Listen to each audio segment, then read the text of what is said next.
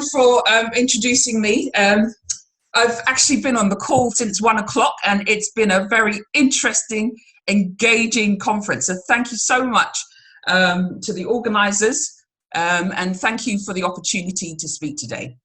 I guess I have to put in a disclaimer that what I'm sharing here today is my personal experience and not necessarily speaking on behalf of Ghana or the herbal health care industry in Ghana. I'm just sharing some of the things that I've been through and I've witnessed in the time that I've been in Ghana. So let me just start with a bit of context. What I want to do, because it's such a big, broad area, I want to break this down into two sections. And I'll begin by providing some basic facts about Ghana, setting the context, and then I'll go right into a bit about the year of return. And then the second section is where I'll focus a bit more on the healthcare, herbal healthcare industry, and maybe look at some opportunities that may be there for us to think about, but also share some of my personal experience in, using herbs to treat some of my health conditions or my family's health conditions. So a bit about me. I actually moved to Ghana in 2008. Having lived and worked in the UK for the first 40 years of my life, I got to a point where I decided that I wanted to give my kids a different opportunity so that they could feel better about themselves and who they were. I was so fed up with all the negative stereotypes of Black men and, how Black people were doing in the economy and all of that. So I picked up my kids, and in fact, it was my 13-year-old son at the time who I picked up, and I took him to Ghana in order for him to go to school there. In fact, I was actually going to return back to the UK, but actually managed to secure a role with the Ghana Investment Promotion Centre, and so decided to stay. And I guess the rest of it is history, because I was only going to go for a year or two, but I ended up staying for 12 years in Ghana. And I must say, it has been an amazing experience. I had the opportunity of living, working, learning the culture. I'm sure you can understand. I am born and brought up in the UK, lived the first 40 years, as I said, in South London, went through the school's education system here in the UK, etc. So, I was very much a London girl when I arrived on the shores of Ghana.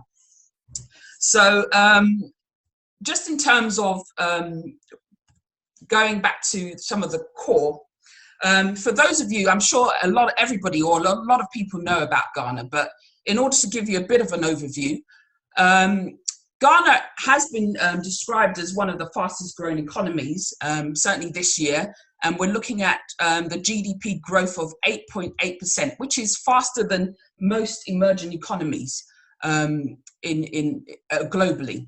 It has a population of about 32 million people and a GDP of 69.76 billion USDs, with a land mass of about 238 kilometers squared. So you can see it's actually quite a small country compared to some of its other West African nations. You've got Nigeria, you have Sierra Leone, Ivory Coast. Ghana is very small comparatively. But a lot has been put in place to try and boost its economy and position Ghana as a place to go. And I think a lot of that has happened as a result of what we know Ghana to be producing a lot of, cocoa, one of its main, it's been its main production for the last, since independence, in fact. Cocoa has been its mainstay. But in 2003, Ghana was actually discovered oil. And over this last decade, it's had the opportunity to actually develop its crude production to a point where it's now producing 80,000 barrels of oil a day. And over the last, since 2007, when it started to develop its Jubilee fields, has produced 4.7 million barrels of crude oil. Now, I had the opportunity to work in the oil industry very closely, both with the oil support services and the oil exploration company, Tullow Oil, which is a UK-based oil company. And over that time, you know, I got a lot of insight into how the agreements, the petroleum agreements, have been negotiated with countries like Ghana. Sometimes you find that there are some, you know, the way it's been negotiated, Ghana doesn't always get its fair share of its revenues. But over time, what has been put in place is a very strong localization plan. And that plan has been reinforced with various regulations over the last, well, since 2007, when Ghana discovered oil. At the moment, Ghana has about 11 petroleum agreements in place, which is governed by the government of Ghana and the GMPC as the petroleum operators. And we'll see that the amount of oil that's produced in Ghana will increase over the time. Now, in addition to that, you see a lot of other countries having strong interest in Ghana's oil, and you find them in the form of companies like Schlumberger, which is a French company, Baker Hughes, an American company, Weatherford, Ocean Rig, Technique. These are all foreign-owned companies that come into the country and create these very huge contracts so that they can benefit from, you know, the opportunity that oil presents to them. As I mentioned, the localization legislation in Ghana means that for most roles that are advertised in the oil industry, it is essential that a Ghanaian is employed in that role. And even as part of the immigration laws that apply to foreign workers coming into Ghana to work in the oil industry, it is imperative that a Ghanaian is actually lined up to that role so that you see a plan of development. So as you can see, legislation plays a key role in ensuring that we see some level of equality, even if it's not in the short term. In the medium to long term, we see some equality coming into the play of an industry like the oil industry. And I'll talk a bit more about that as we go through.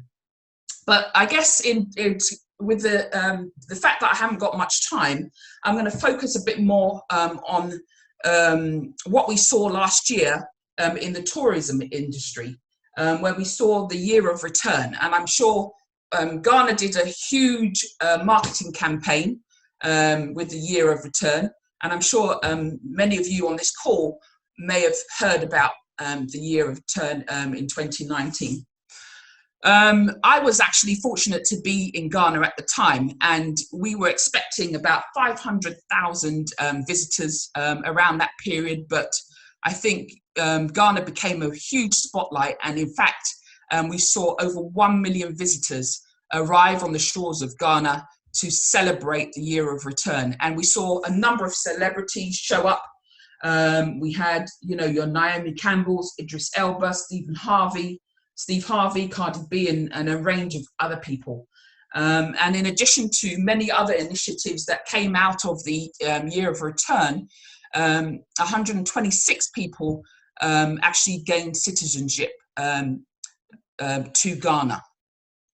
Now, in addition to the longer term plan for the year of return, Ghana actually did, launched a program called Beyond the Return, which in fact is a 10-year project which is dedicated to the African Renaissance, okay? And it covers 7 key pillars. So between 2020, this year, and 2030, it's expected that we'll start to see a rollout of this program, where it focuses on the people in the diaspora coming and experiencing Ghana, people in the diaspora investing in Ghana, creating pathways for the diasporans to think about Ghana as a real destination to come and live and work, to celebrate Ghana, to brand Ghana as a growing hub within West Africa, to give back to Ghana and to promote Pan-African heritage and innovation. You know, Ghana is a key heritage site, and I'm sure many of you are aware that the slave trade is a key part of Ghana's history, and played a big role in, you know, the whole slave trade era. But I guess from my experience, what I saw in Ghana was the really rich culture that Ghana has, and how that has actually stood the test of time. So you see a lot of the culture still appearing in, you know, in our in the UK, in America, through our people, through Black people, through Africans in the diaspora, because the culture is so rich. So I think that in terms of Ghana and its future, it's a bright one. Obviously, we have a number of economic and social issues that need to be that are being challenged and are being developed. But you know, with the launch of the Diaspora Affairs Office, which is part of the Office of the President, I think Ghana will begin to adopt policies that really drive home the development of, you know, the return, the using the diaspora to build and grow a country like Ghana. So again, moving on swiftly, because although, you know, Dawn gave me a very huge task to talk about Ghana in 15 minutes, I'm going to focus in a bit more around the health sector, because it kind of brings me nicely to talk about my own personal experience. Now, in Ghana, what you'll find is that about 80% of Ghanaians actually rely on herbal and natural medicines, particularly when, you know, they're faced with health challenges. And, you know, there is a lot of poverty in Ghana, but the main reason why I would say Ghanaians use herbal medicine is really because of the perception or the view that the herbal medicine doesn't actually have the same negative impact on their body as your pharmaceutical medicines. There's a real belief that herbal medicine, obviously because it's so much more natural, doesn't have the side effects that we see with other pharmaceuticals. And with the right intervention using our herbal doctors, you see that the opportunity to recover becomes a significant motivation for people to adopt herbal alternatives. There is also very limited local production of pharmaceuticals in Ghana, although the pharmaceuticals industry is growing, and you see some very large pharmaceutical producers. Ernest Chemist, for example, is a huge producer of pharmaceuticals in Ghana at the moment. It's a Ghanaian-owned company. He's manufacturing, you know, your paracetamols, your malaria medication in large quantities. But it's still, and Ghana does rely heavily on imports of pharmaceuticals. So that comes with a cost, which again is why you'll find that traditional and alternative medicines is a key driver for, you know, that particular industry being quite a large one. This slide really just talks about some of the main causes of death in Ghana, the top 10 causes. And you see here malaria, stroke, HIV, diabetes, road injuries. And, you know, for a lot of these particular ailments or illnesses, there are natural alternatives or herbal alternatives to these medicines. Now, herbal medicine really, again, in Ghana, you'll find that they tend to use a range of herbs, but it's mainly herbal preparations. So you'll find your teas, your powders, you know, various ingredients that are used to actually create concoctions for administration of, you know, various diseases. So if you become ill, you might go to an alternative herbal medicine practitioner who will prescribe you with, you know, a plastic bottle which will contain, you know, herbal material, which will include barks, leaves, various other substances, and you're instructed to actually take a dose a day. I have to say, I wasn't one to actually go and consume those things myself, but I am aware that there are a number of people that rely heavily on these herbal medicines in order to cure things like malaria. So the question is, how effective are these medicines really? You know, does it actually do the job that it says it's supposed to do? But I wanted to actually talk about it from the perspective of my own personal experience. Now, my mother has blood pressure, and in fact, you know, she's been on blood pressure medication for the last, I mean, goodness knows how long, since I was a kid. I remember her boiling up teas, you know, always coming home with a different herb, you know, the noni powder, noni fruit. She would always be soaking it in order to drink the juice. You know, ginger, lemons. We were instructed to drink our ginger and lemon if we ever caught a cold. So I've pretty much grown up in an environment where we've had to rely on herbal or alternative medicines when we're faced with common colds, but also something like blood pressure is a serious ailment. But my mother combined her pharmaceutical medicine with a herbal medicine, and I would say that you know, in her experience, it's been something that she has benefited from. You know, she's now in her mid to late 70s, and again, you know, health-wise, she has maintained a healthy status. Now, again, I'm talking from my personal experience. I'm not encouraging anyone to go off and, you know, take my advice, because I'm not a medical practitioner in any way, shape or form. I'm really sharing from my own personal experience. But another example that I wanted to use was a very more recent example where my husband had been diagnosed with a very serious ailment. Now, my husband is very clear that he had no business or had no interest in using pharmaceutical medicines. He was going to rely only on very natural medicines in order to cure his ailment.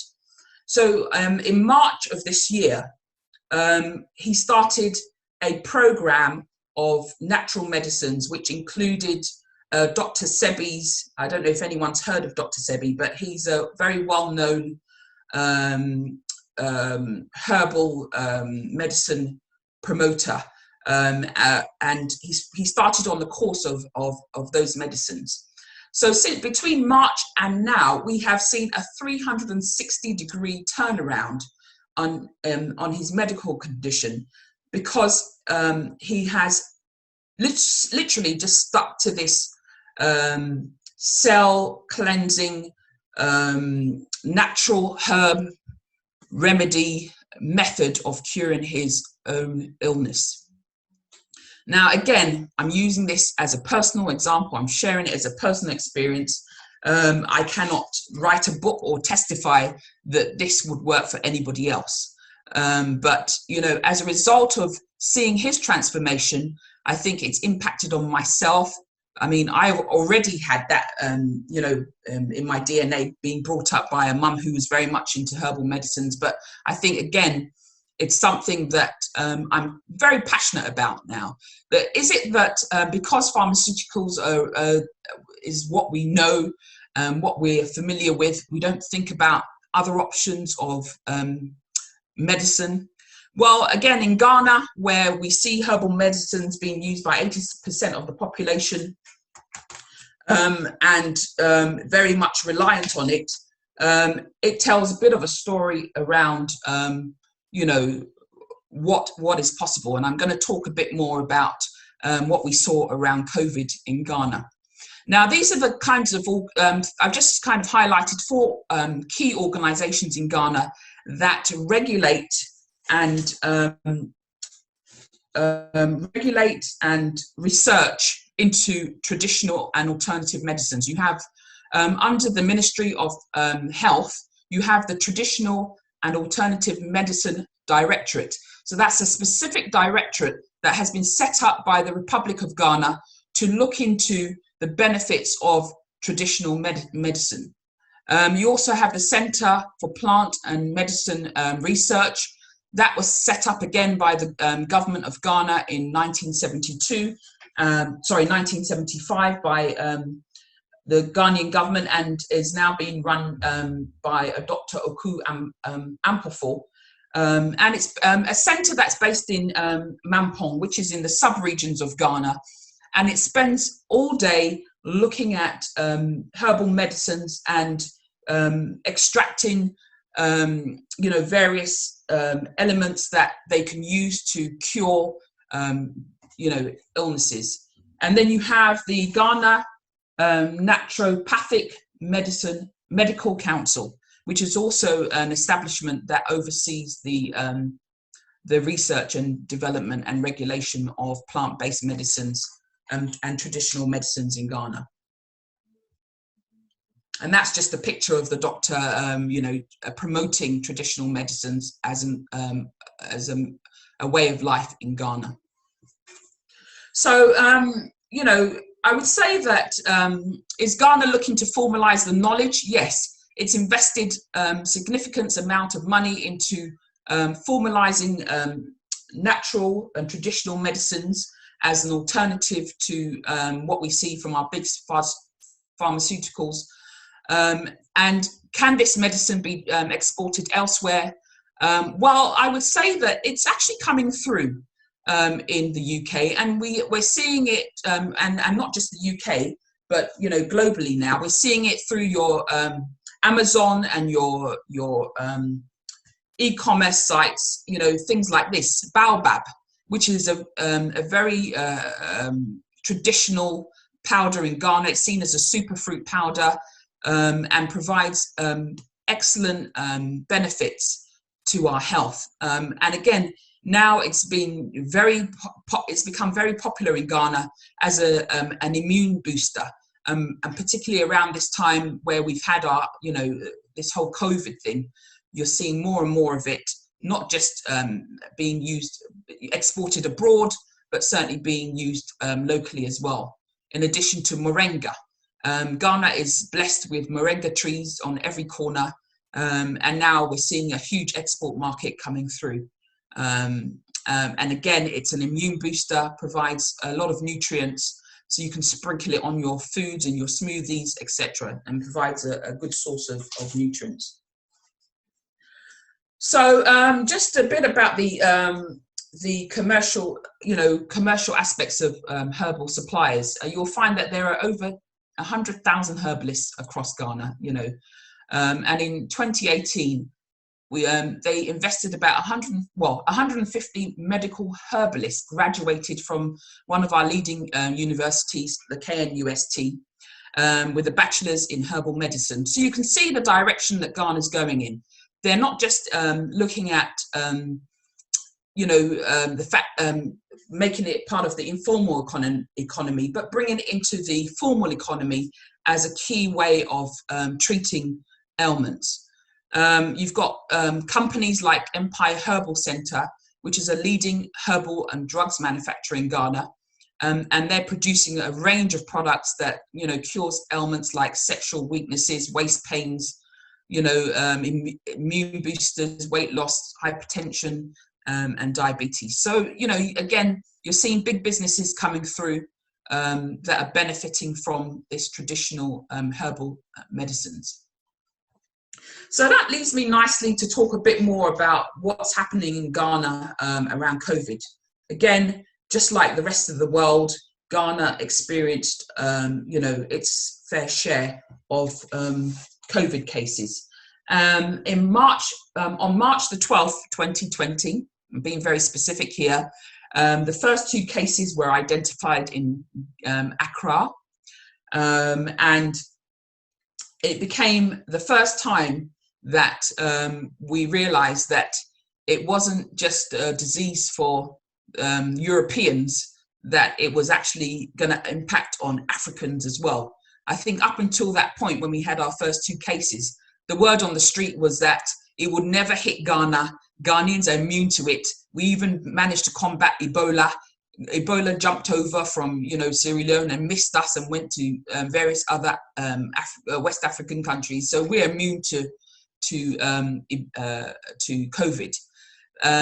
But when we received the announcement that we had our first 2 cases, it was with a message that they had been imported into Ghana and they had come in through the diplomatic corps. And so we were then going to be facing measures. So from that day onwards, we received regular briefings from our president, from the president, Nana Akufo-Addo, who basically kept the country up to date with very clear, simple language, because, you know, again, in a country like Ghana, where you have a very significant part of the population who are illiterate or, you know, very low levels of education, it's important to keep the message very simple. But he was very consistent in his delivery in keeping the country up to date and reassuring the country on the measures that Ghana would take to protect the health and well-being of its citizens. So this data, or the statistics that you have in front of you currently, is where Ghana is at as of the 20th of November, with 50,631 cases confirmed, 323 deaths, and 72 new cases. And again, you know, at this stage in Ghana, it's seen as the cases are rising. And so they're already talking about measures that they're going to have to take in order to track and trace and lock down if need be. And that's already being communicated into the system, so people are clear that, you know, it could be an option, although it's not the preferred option. Just to say that actually, following the announcement on March the 12th, Ghana did receive $1 billion in April, on April the 13th from the IMF. It was an approved disbursement of rapid credit facility in order to support the economy of Ghana during the COVID, throughout the COVID pandemic. There's now a lot of discussion about what happened to that $1 billion. Seems to have gone missing. You know, the president's claiming all sorts, but I'm not here to, you know, actually challenge that. You know, at this moment in time, it's a hot topic. You know, in line with the fact that Ghana is going to elections by December the 4th, I'm sure that there's some politics that are being played in order to, you know, kind of quell or confuse the good work that the president did over the COVID period. So I think some of the, what I wanted to kind of start to conclude or wrap up talking about is some of the opportunities that, you know, you can find around the healthcare sector in Ghana. Ghana is very much keen and opened its doors to imports, but also exports of its products. You know, the Ghana Export Promotion Agency is very active. It's got a fantastic leader who I personally know. She drives, you know, exportation from Ghana and its agenda. And then you've got the Ghana Investment Promotion Center, where people from all over the world can look at setting up a business in Ghana and capitalize on opportunities. But the sorts of healthcare opportunities that kind of come up and are available in Ghana at the moment include things like constructing hospitals and clinics, diagnostics and laboratory facilities. Those are big areas of industry that are growing. As the economy is growing in Ghana, we're seeing more and more of a need to start to develop some of these areas. Medical equipment is a key opportunity for anyone that's either in the business currently or looking to go into the business of supplying medical equipment. digital hospital equipment, ICT hospital equipment, things like emergency response and ambulance services, rehabilitation and physiotherapy, all big areas. You know, there's a list of opportunity areas that you can find on the GIPC website if you're interested. Also, other areas include commercial health insurance, elderly and residential care is another big opportunity, occupational health, dialysis centres, multidisciplinary cancer treatment centres. Breast cancer is a big illness in Ghana, and I have a friend actually who's looking at building a network of breast screening centres across Ghana. You know, breast cancer is something that I am a strong advocate for, looking at early interventions. So any opportunities to kind of provide services, it's a huge marketplace right there. First aid also is another big one. But I think without, you know, it's very late in the day right now, without going on for much longer, I just wanted to conclude that, you know, the 12 years that I lived in Ghana was a real eye-opener on many levels.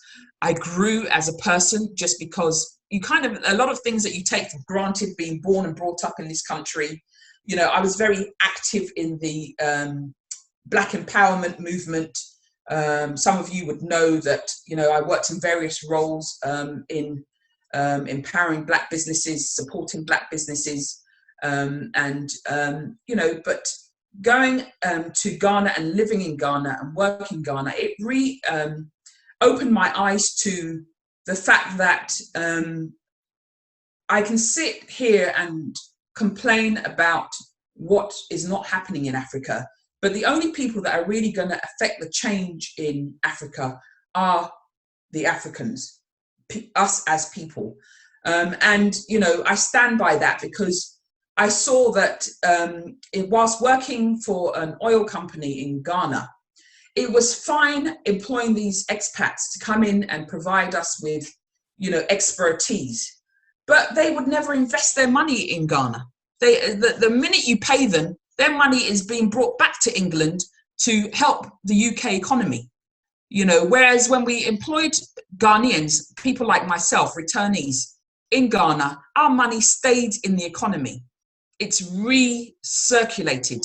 And even we set up a women's returnee group actually called Sankofa International Women's Association. We set it up because we wanted to start to think about how we could support other returnees coming to Ghana, because the journey, even though Ghana is a destination, the journey whilst you're there is a hard one. And if you don't have the right support in place, it can be very, very challenging.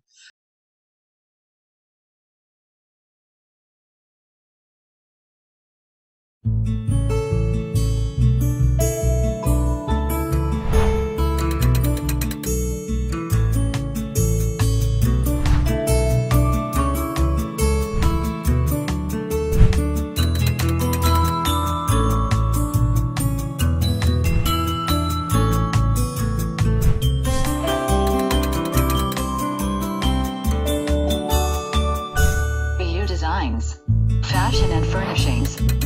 BU Designs. Fashion and furnishings. Fashion and furnishings.